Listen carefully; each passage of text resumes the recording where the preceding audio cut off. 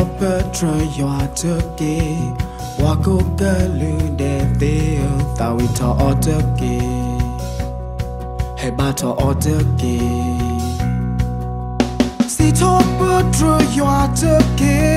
Awe di ire welo abu apo we Do yo le pe poko Tawita Yoape Ribamba Go betu tosu ya o ya go kasame pekasa periba.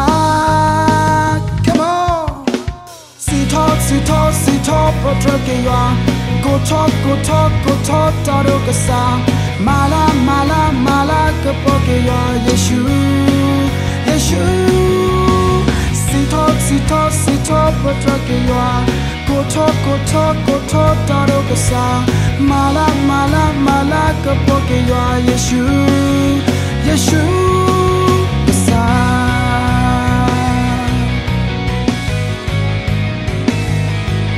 Yeshu no eya say top Petra Yoatake Wako Galu de Theo Tawita Otake Hebata Otake Sito Petra Yoatake Awe di ire welo abu apo we Do yo le pe poko Tawita Yoape Ribamba Go betu tosu ya o ya go kasame pekasa periba. Let's go. Si talk potreke ya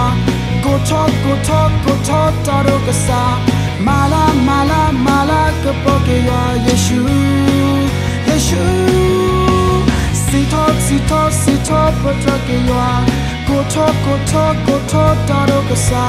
mala kepoke ya Yeshu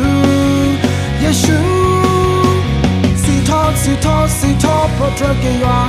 go talk taro kasa mala kepoke ya Yeshu Si talk potreke ya go talk taro kasa mala kepoke ya